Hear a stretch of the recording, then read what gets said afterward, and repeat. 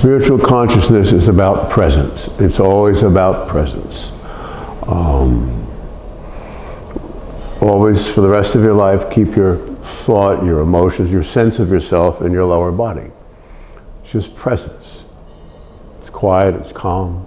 You see a Buddhist monk walking in circles around the temple, going in clockwise circles, and it tightens the energy up.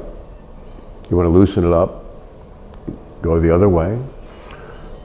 You want to calm your center, just feel a presence coming out of your hand, like when you love someone or touch a baby. You just feel the presence coming out. You go around a bunch of times. I've been doing this all my life, so I feel instant ecstasy. You'll feel a calming.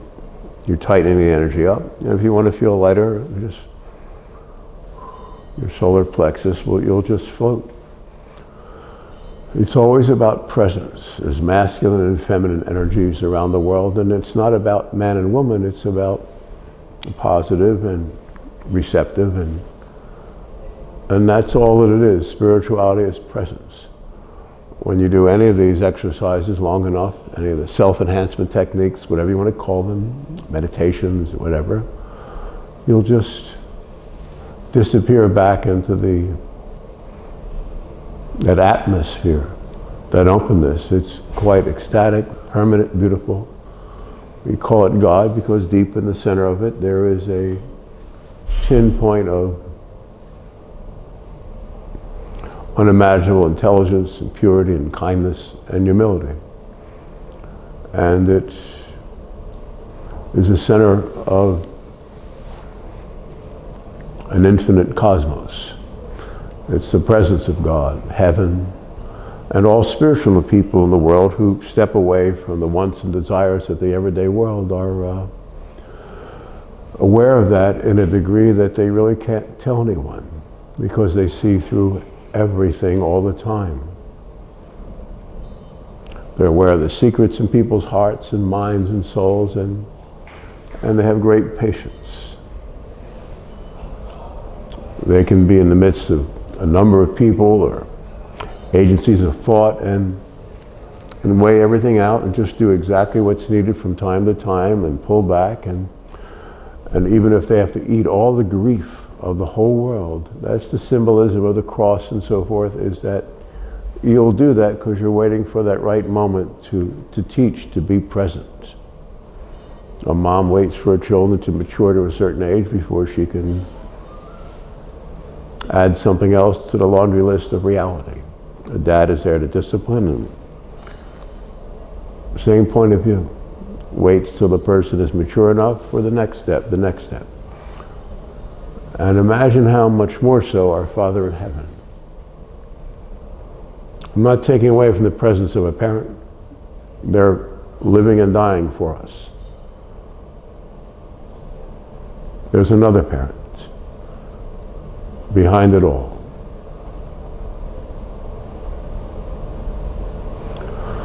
Walk away from want, need, and desire in this world, and you'll, through these different exercises, prayers, meditations, it's just a presence. There's a transcendent moment where you don't want or need anything, and that's not so far-reaching. Once you calm yourself a little bit, you'll drift off into the endless expanse of this divine presence called God, and it will all make sense. Doesn't mean you don't eat or take a walk or live or do whatever comes to you from time to time to do. You fulfill your duties, but you can always fall back into your easy chair, and your easy chair is your solar plexus, your heart, your feet feeling the presence of the earth. But they're not feet, and it's not earth, and it's not you. It's this calm presence, again. It's transcendent of everything. I always joke with my friends, my buddies, that the world is hell. And that's meant literally.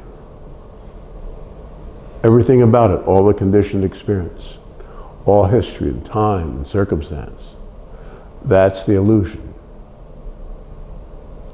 So by opening your presence and opening your presence, you'll pierce through the veil and understand everything. And you'll be tougher than the tough. More aware than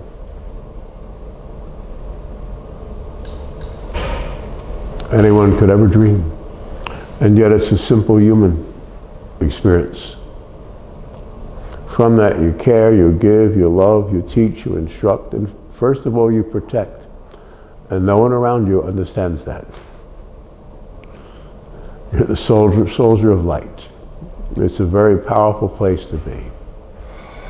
Unimaginably lonely.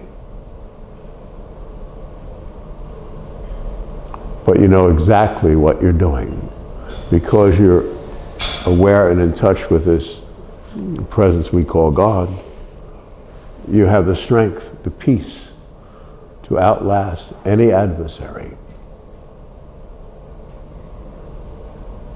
Keep reminding yourself you are your presence, you're not this life, you're not your body or your problems or the solution to your problems. You're made of something more refined, more permanent, something very good, very kind, and very true. First of all, unimaginably, use this term in contrast to what seems to be the material universe. It's unimaginable power over everything and anything. That's why you can calmly wait the next step, the next step.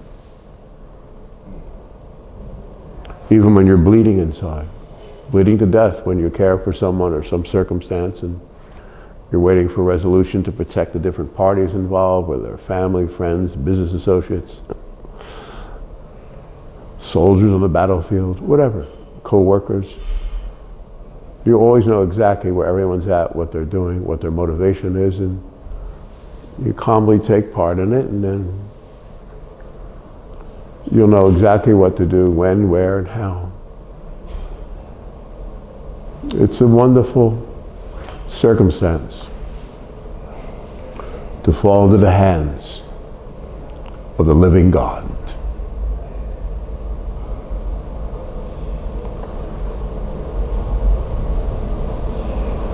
Keep reminding ourselves that we are this presence that's never been incarnate, never been in a body. These things might sound way out there to people who haven't practiced the metaphysical, spiritual disciplines, but to us it's, yeah, of course. The world never was. It's uncreated.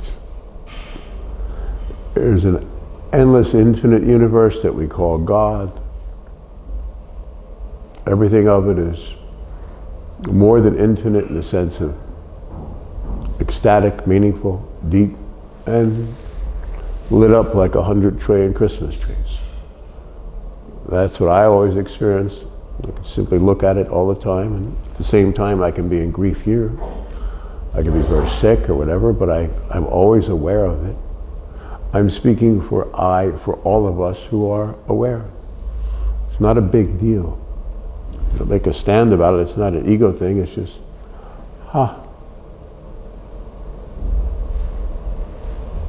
like the first breath of morning.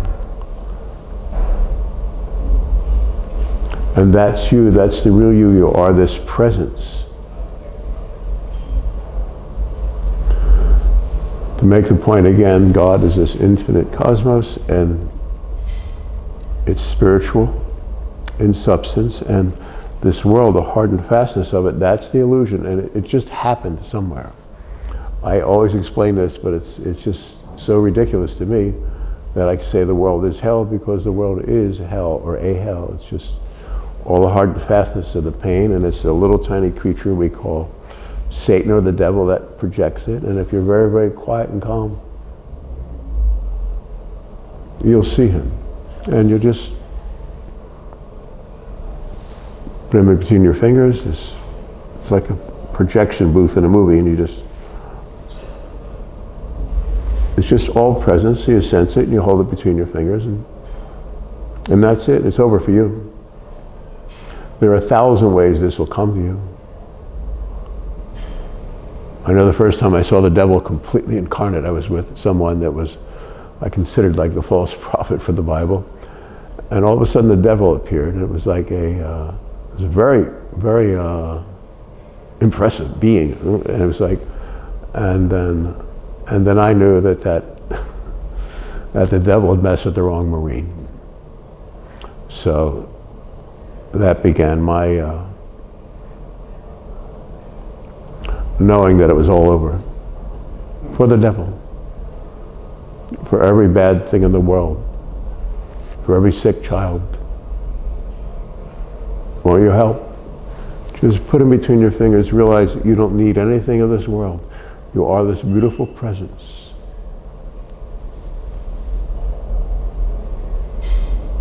You'll become calm. You'll fight your needs and wants and desires. In the beginning, it's a little temptation because this thing is making you think, I have to do this, go there, I'm lonely. And when you get practiced in this, like Brother Lawrence told us, practice the presence. When you do that, he was a priest, and in the church, all he wanted to do was work in the kitchen and keep it clean all the time.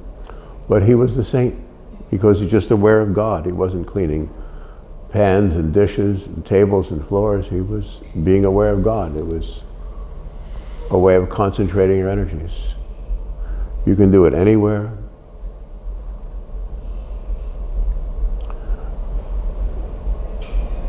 And always know there'll be a final resolution of it all.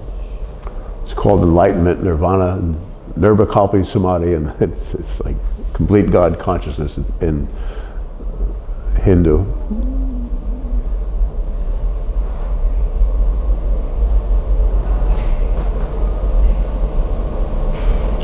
You are a divine presence, a healer, a holy one, a kind one.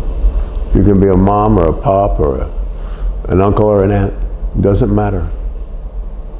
Whatever you do, don't be here. Just open the energies up. You can do it anywhere, everywhere, under any conditions. And the dark side will be on you early on in crazy, crazy, complex ways, and you are going to really enjoy it. You will enjoy the fight, believe me, because you will win every battle. Isn't that wonderful?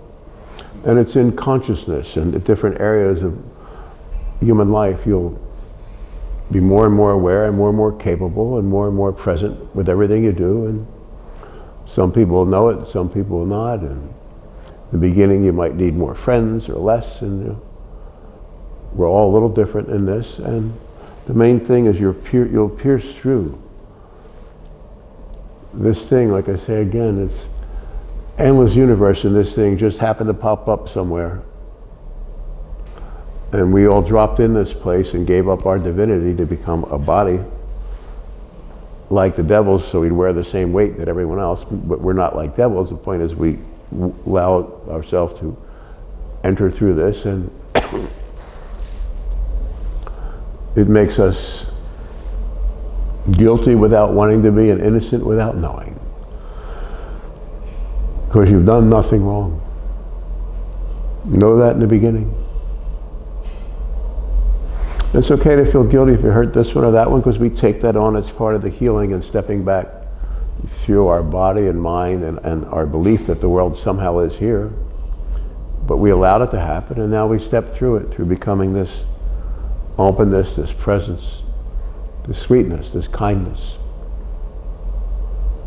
There's nothing wrong with you. There's everything right with you. You will fulfill a very divine destiny. That's why you were born. Imagine how pure and good you are. Extrapolate that out psychologically, emotionally, and you'll realize, okay, I'm here. It's not a pride, it's a cherished emotion. You'll cherish this presence. It's the presence of Almighty, everlasting, infinite God, our Father, our friend. He's also the heart and soul of our mother, our child, our best friend. So we're here to heal everyone of the wound of believing that we're here. And that's the entirety. There is nothing else.